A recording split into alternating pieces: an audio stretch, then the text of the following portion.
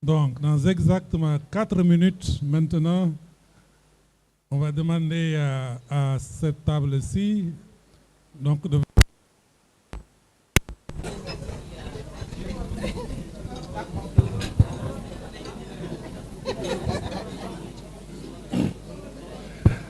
Ce sera du leadership en action. Voilà.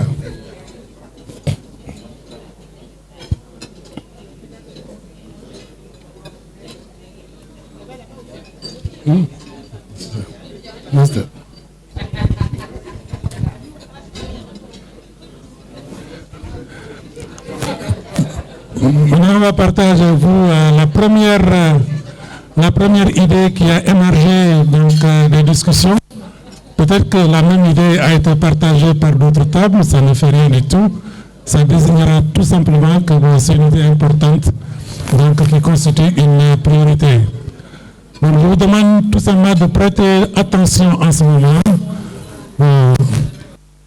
Le prix à gagner après, c'est le dessert. Donc, si vous respectez les consignes. So first of all, apologies because my French is non-existent, but I promise to work on that. If you invite me back to the Forum Gallia next year, I will be speaking French. But we had the privilege of our table having the Honourable Minister join us for lunch, and so it was very useful to have not just his reflection, but also a journalist joining us to understand their perspectives as well, to add to those of the health professionals and scientists on our table. So the thing we recognized hadn't really been explored significantly in our conversation, what we'd heard so far in these few days, was the issue of the relevance of social protection as a consequence of the increasing impact of environmental hazards due to climate change. And the fact that in emergency preparedness and response, we are predominantly focusing on the immediate response and preparing for that. The focus is very much on the physical health implications of the disasters, and we do talk a lot less about mental health impact and the long-term social protection that is required to enable people to recover. So the recommendation is that we need to actually bring in social protection, and particularly the focus on both the physical and mental health implications within, as part of almost an additional pillar to emergency preparedness and response, and that we need to engage the politicians at the beginning of our planning cycles, not when we've done it and then we present them with what we think is a solution. And in engaging the politicians, we need to actually intentionally invest in translational science so that we translate the evidence of what's happening, what could happen, what the consequences and what the responses should be, in a language that informs political decision-making and action. So I think those are the two things. Prioritize social protection in our planning, anticipation of the impact of the increasing adverse events of climate change, and engage the politicians from the get-go, translate the language to the information that the politicians can absorb and use. Thank you. Bravo, merci beaucoup. Next. Vous êtes prêts? Vous êtes prêts? Oui. Vous êtes prêts pour apporter une idée, maîtresse, et une recommandation? Oh, excusez. Il n'y a pas d'alcool. Bonjour à tous, je suis Dr Claudia Alfonso. Je suis vétérinaire de formation et je suis spécialiste dans le domaine des maladies zoonotiques comme le Covid, comme la grippe, et aussi de retraité de l'OMS dans le domaine de renforcement des systèmes réglementaires pour médicaments pour les humains. Je voudrais ajouter à la discussion qu'il y avait dans le programme de One Health deux choses. Une, que la détérioration de l'habitat des animaux sauvages aussi, Kosara et c'est déjà qui est en train de faire, c'est d'augmenter la fréquence des maladies zoonotiques, voilà, comme le Covid, l'Ebola, la grippe, les monkeypox, etc. Ça, c'est un. Et deux, que je voudrais que vous sachiez que lorsque les inondations, une des causes de mille de morts dans les semaines, c'est la piqûre, la morsure des serpents. Et comme on est ici avec le ministre de Santé, je voudrais vous encourager d'approvisionnement des, comment ça s'appelle qui? Antivenom ophidique, parce que ça va être très relevant et dans les cas surtout des inondations, parce que les serpents ont beaucoup plus de peur des humains que les humains des serpents. Merci. Merci beaucoup.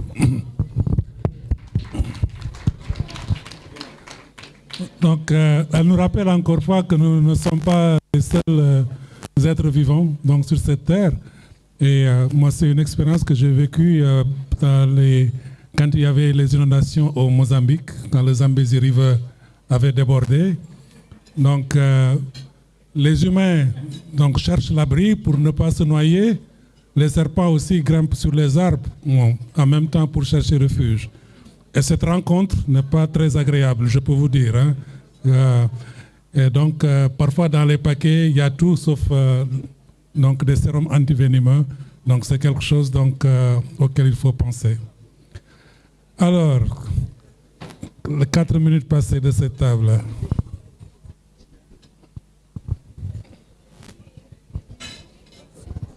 Alors, merci beaucoup.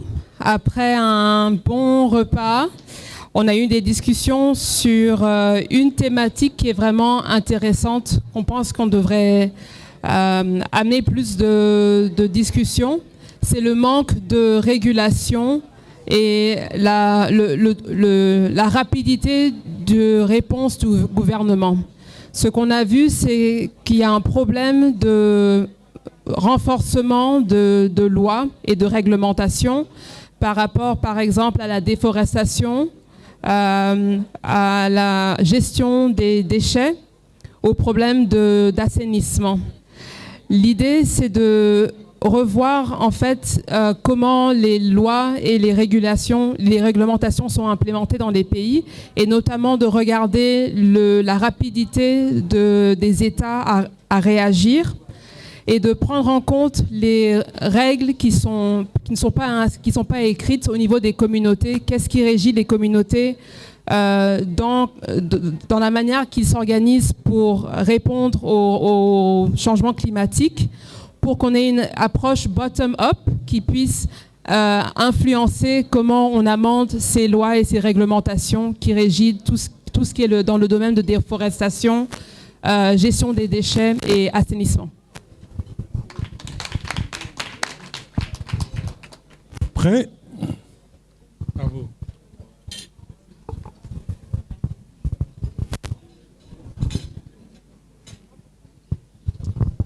Bonjour à tous, moi c'est Diakité Aminata, je suis doctorante en pharmacie et aussi étudiante en master management de la qualité des produits de santé et des aliments. Alors je vais un peu parler sur un sujet qui me tient beaucoup à cœur et dont on a discuté autour de notre table. Nous savons que les changements... Ok, d'accord. Nous savons que les changements climatiques influe beaucoup sur les productions et aussi sur l'alimentation. Aujourd'hui, je suis malienne, il faut que je le dise, et je vis dans un pays où ce n'est pas uniquement la crise sécuritaire qui nous impacte beaucoup, mais aussi la crise des changements climatiques. Les changements climatiques, on a vécu beaucoup d'inondations cette année dans mon pays, et je pense être la mieux placée pour en parler. Dans les régions plutôt dans les périodes où on peut produire beaucoup, je trouve que On n'a pas mis beaucoup de systèmes en place pour pouvoir gérer ce qu'on produit. Une étude a montré que sans transformation, jusqu'à 90% des productions sont perdues entre la récolte et la distribution. Je pense qu'on devrait mettre en place plus de systèmes de formation parce que dans la sous-région, nous avons plus de producteurs, je dirais, et beaucoup de ce que nous produisons est importé à l'extérieur, ou je dirais exporté, je ne sais pas. Mais si nous avions un système où nous formons assez les producteurs à transformer ce qu'ils produisent, on pourrait garder ça pour les moments de crise. Si on avait des séances avec les agriculteurs, les gens qui sont vraiment dans le domaine, pour qu'ils puissent savoir comment gérer, comment transformer les aliments, comment les conserver pour pouvoir les garder et pouvoir les utiliser pendant les périodes de crise et pendant les inondations ou d'autres moments, ou pendant les périodes où ils ne pourront pas du tout produire, je pense que ce serait un bon moyen de pallier à ce petit problème. Encore un point excellent qui n'a pas été du tout abordé. Et je pense que c'est ça le but du symposium, c'est de nous enrichir avec des idées assez novatrices. Et en voilà une. Alors, la table du professeur Chouli.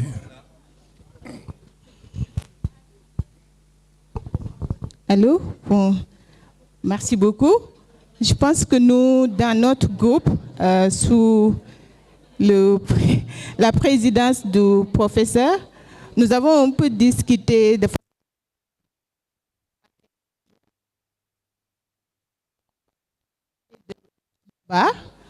qui sont commencés avec les forums des jeunes et tout. Mais nous avons constaté que ce qui manquait plus, c'était vraiment des évidences spécifiques pour notre continent africain. Et pour ça, nous pensons que c'est maintenant, vraiment, tout le monde comprend que le problème est là.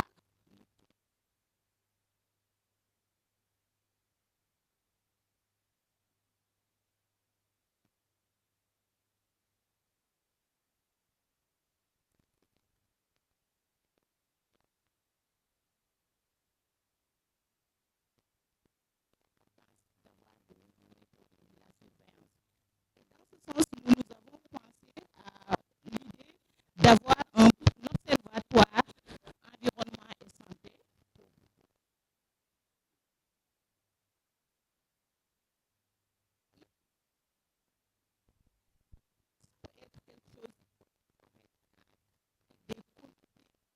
Sectoriel dans chaque pays qui permet de remonter l'information. Et ceci doit être soutenu par des solutions à travers la formation et l'engagement avec les décideurs. Merci beaucoup. Bravo. Merci beaucoup, merci.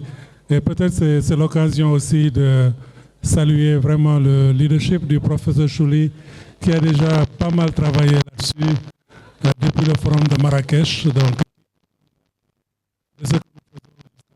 cher ami, merci pour tout.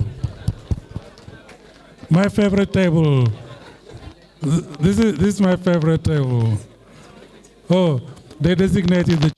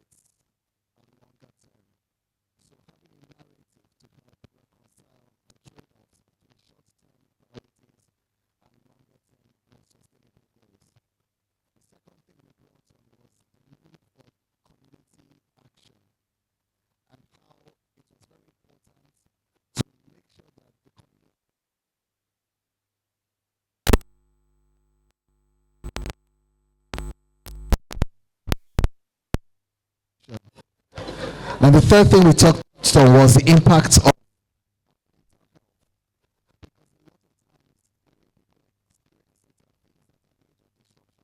lives, like floods, famine, droughts, etc. And that is not just enough to address the particular emergency, but it's also important to look at the mental impact and livelihoods. So thank you.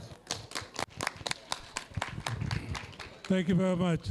S'il vous plaît, est-ce que je peux vous demander de prêter un peu d'attention, parce qu'il y a des choses extrêmement intéressantes qui ressortent des discussions, mais je ne suis pas sûr qu'on est en train d'écouter là. Hein? Donc, s'il vous plaît, tout le monde, même la table.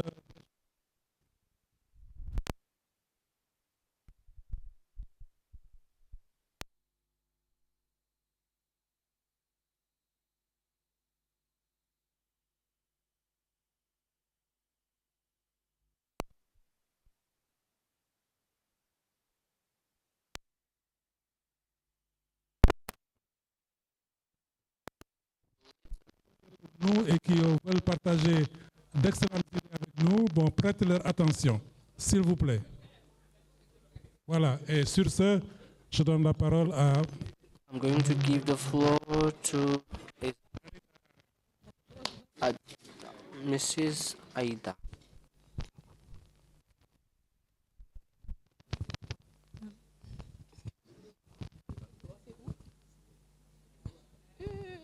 I am dead. Bonjour mesdames et messieurs, je m'appelle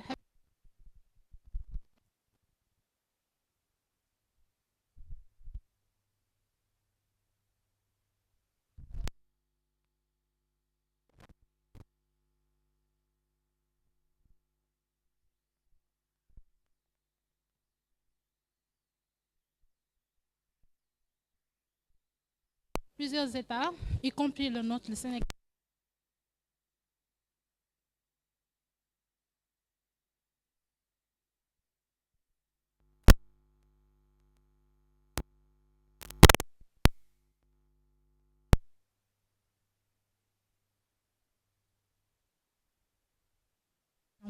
Maintenant, avec les crises climatiques qui se passent ces dernières années, on se demande être autosuffisant pourra être quand même réalisé face à tous ces changements climatiques. Notre solution serait peut-être d'investir sur des recherches pour rechercher des plantes qui peuvent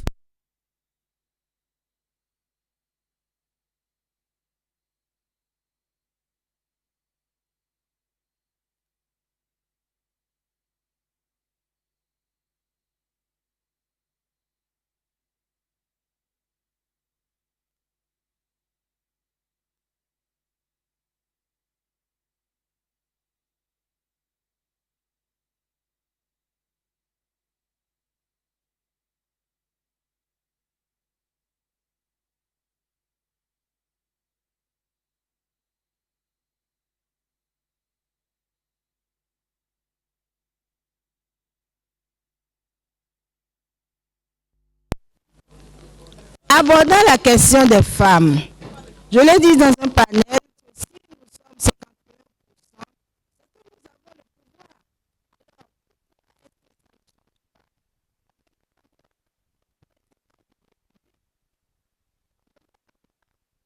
le gouvernement, on devrait avoir des présidents d'Assemblée nationale, là où les décisions se prennent et qui ont changé les choses. Des chefs de gouvernement.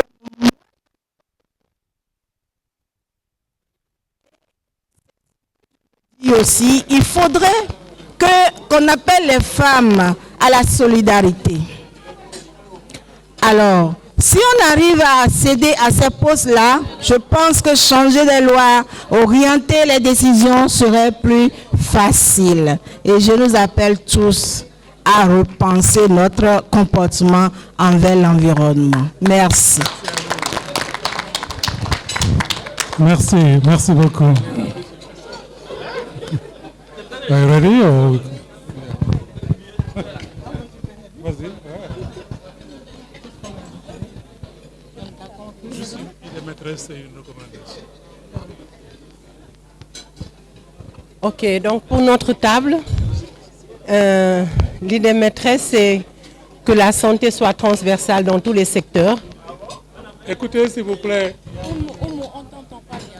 Le micro, ok. S'il vous plaît. Bon, ok. Donc, comme idée maîtresse, on aimerait que la santé soit transversale dans tous les ministères, dans tous les secteurs. La santé n'a pas de pied pour aller vers les autres. C'est aux autres de venir nous voir. Il faut que ça soit une condition sine qua non pour que tout projet puisse être mis en place. C'est tout, merci. Merci beaucoup. Très clair et concis.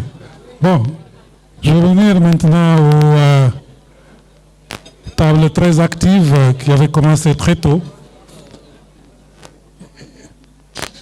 qui ont eu tout le temps de mûrir leurs idées et leurs recommandations. À vous, madame. Une idée, une recommandation. Et concis.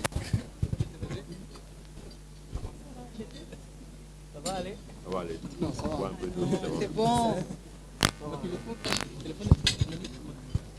Bonsoir, je suis Adam Monique, doctorante en pharmacie à la faculté des sciences de la santé de Cotonou. Alors, par rapport au thème du symposium qui est la souveraineté sanitaire en Afrique face aux crises humanitaires liées au climat et à l'environnement, déjà il faut dire que la souveraineté sanitaire, c'est de pouvoir créer et entretenir une autonomie dans la capacité de prise en charge des pathologies, et dans ce cas, des pathologies qui sont liées aux problèmes climatiques que nous avons en Afrique. Donc la recommandation, c'est la mise en place d'une plateforme multisectorielle et multi-pays dans le domaine de la recherche, plus axée sur la pharmacologie génétique des populations africaines, dans le but de mieux connaître justement ces pathologies spécifiques au continent et peut-être liées au réchauffement climatique. Et donc, en les connaissant mieux, de pouvoir les prévenir et mieux les prendre en charge. Et nous pensons que cela ne sera possible que par la mobilisation des ressources financières venant des investisseurs sous-régionaux et de la couverture médicale de nos pays respectifs, vu qu'on parle de souveraineté sanitaire. Merci.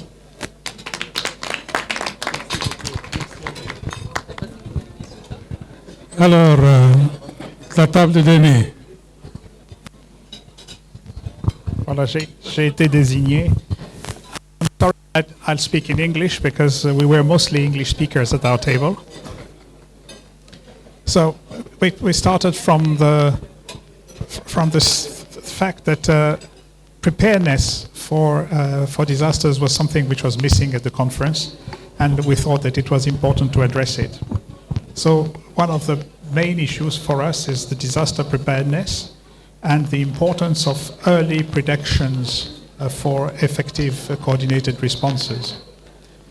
So when it comes to the recommendation, we had one, that each community or commune to receive a template so that they would identify their vulnerabilities and elaborate a preparedness plan to be shared with authorities, and that they designate a volunteer who will be incapacitated to be the contact person for swift action in a systems response.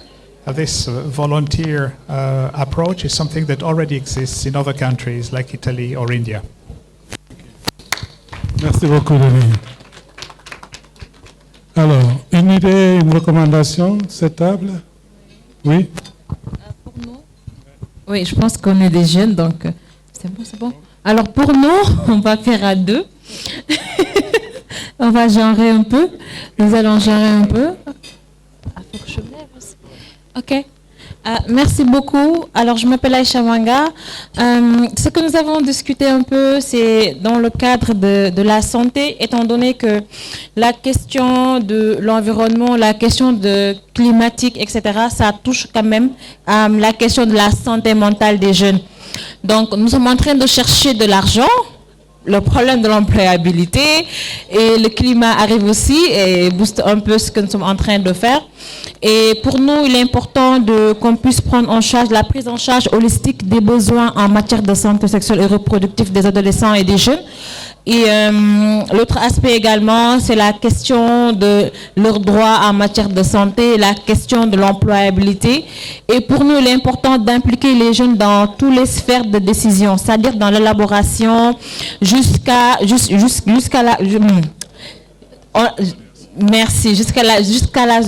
suivi, évaluation de chaque programme ou de chaque projet qu'on aura à initier pour les jeunes et qui concerne les jeunes également. Donc, mon confrère a aussi un autre point concernant l'environnement. Donc, bonjour à tous. Moi, je m'appelle Émile Malik-Let. Je suis en doctorat de médecine. Donc, juste pour rejoindre ma collègue de ce dont on parlait pour le développement communautaire et également rejoindre ses idées. Juste l'exemple qu'on a eu à donner, c'est-à-dire souvent dans les marécages, dans les zones où il y a les barrages, on voit par exemple, il y a une plante qu'on appelle le Typha australis. Et cette plante-là peut créer d'énormes problèmes, c'est-à-dire il va avoir un développement très rapide, créer des complications avec des impacts sur le plan économique, c'est-à-dire il va diminuer en même temps l'accès des pêcheurs dans les zones de pêche. En même temps, c'est une plante qui va stagner, augmentant également le niveau de l'eau, donc le risque d'inondation va se poser. En même temps aussi, elle peut créer certaines toxines, donc diminuer également le capital d'eau douce qui est disponible dans une zone donnée. Maintenant, cette plante-là, il faut l'éradiquer. C'est une plante parasite. Maintenant, pour pallier à ce parasitisme, on peut utiliser cette même plante avec certains dispositifs. Il y a une entreprise qui s'appelle Cobarax & Co. qui a la capacité de prendre cette plante-là et de la transformer, l'utiliser en la compactant et l'utiliser par exemple pour créer tout ce qui est table, tout ce qui est chaise. Donc, c'est un développement qui est local. Donc, ce sont des jeunes, ça va promouvoir en même temps diminuer le chômage des jeunes. Et c'est ce même procédé-là qu'on va utiliser pour faire de l'économie circulaire. C'est-à-dire tout ce qui est déchets, on le transforme en produit qui est pratique. Merci beaucoup. Merci, très concret. Mais aussi, n'oubliez pas le message des jeunes, donnez de l'argent aux jeunes. Oui, on a besoin d'argent. Voilà. Last but not least.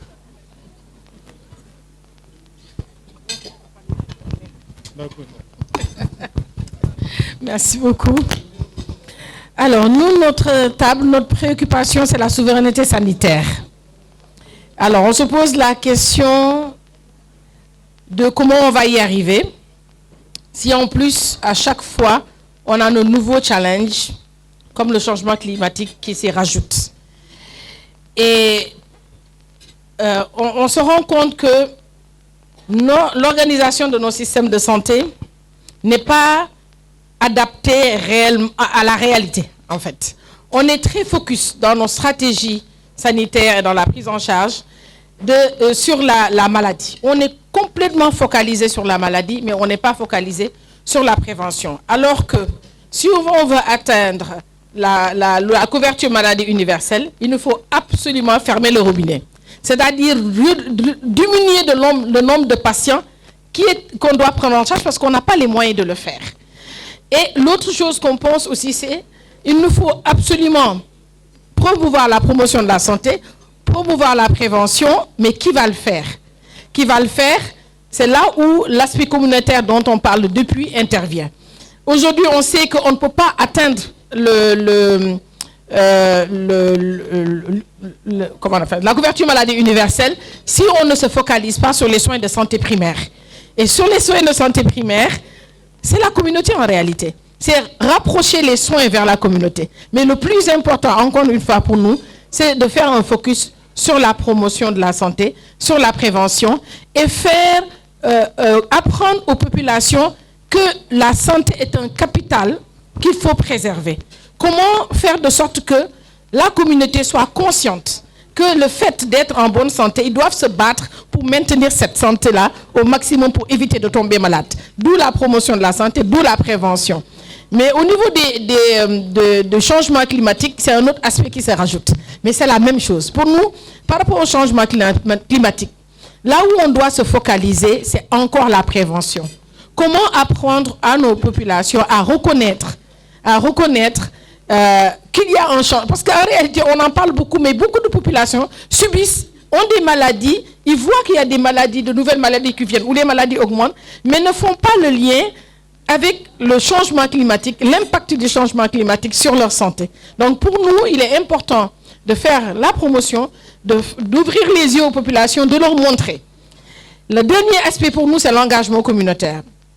On dit qu'il faut impliquer les communautés, mais jusqu'à aujourd'hui, on parle beaucoup de sensibilisation, on parle beaucoup de mobilisation communautaire, mais il nous faut absolument changer de paradigme. Il faut de l'engagement communautaire. Et l'engagement communautaire, c'est quoi? Ça veut dire que les communautaires sont les acteurs eux-mêmes. Il faut que nous, médecins et autres, on descende de nos piédestals et qu'on transfère un peu le pouvoir. On a toujours peur que les communautés en sachent plus que nous pour pouvoir prendre des décisions. Ce n'est pas ça là. Au contraire, le fait que les communautés comprennent et se prennent en charge, ça décharge en réalité le système de santé. Il faudrait que ces communautés-là le comprennent et qu'ils jouent leur jeu, qu'ils jouent le jeu aussi. Merci. Merci beaucoup. Donc, il ne s'agit pas de faire un engagement communautaire, mais un engagement des médecins par les communautés. Donc, en fait, merci beaucoup. Et je pense que mon frère ici a parlé aussi en douce et de manière très discrète d'une chose qui est extrêmement importante et que dans tout cela, nous ne devons jamais oublier les personnes vivant avec un handicap. Parce que si on est vraiment sérieux par rapport à une inclusion totale, ces personnes doivent être mises devant et jamais derrière. Merci, cher frère, d'avoir évoqué ça. Donc, je pense que vous pouvez vous féliciter et vous reconnaîtrez certainement dans le rapport donc, les idées que vous avez émises ainsi que les recommandations que vous avez faites.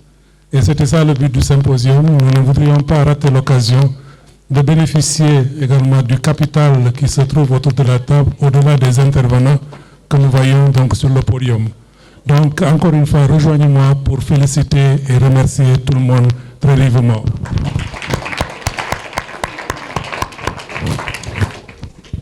Ok, il y a à tout honneur, à tout seigneur, tout honneur. Donc, OAS voudrait dire quelque chose. Non, pas l'OAS. C'est difficile d'évoquer ces questions ou ces questionnements ici et vous laisser partir sans vous demander deux choses. Que cela soit inscrit. On a parlé des effets du changement climatique. On a parlé des vulnérabilités. Mais je sais que vous pouvez nous aider à lever ces. Transformer les vulnérabilités en capacité. Accompagner les communautés pour transformer leurs vulnérabilités en capacité. On n'en a pas parlé. Deuxième chose, cette vulnérabilité-là, où les changements climatiques amènent de flux de population au déplacement. Nous n'avons pas un plan de gestion de ces personnes déplacées. Le Forum Galien est un creuset pour l'Afrique de développer un plan de gestion des déplacés. Ces deux choses, je sais que vous en êtes capable. Vous.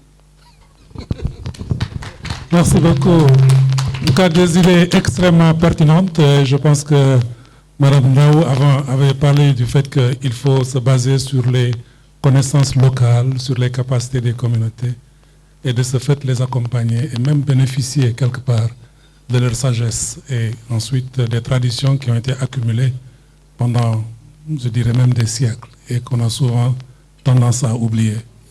Vous avez également aussi parlé d'un problème extrêmement important et je crois que ça rejoint l'idée de l'inclusion dont on parlait tout à l'heure.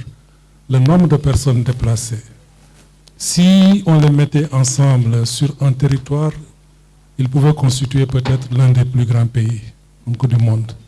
Et on ne prête pas attention à cela. Merci beaucoup, encore une fois, d'avoir éveillé notre attention là-dessus. Donc, on va y travailler ensemble.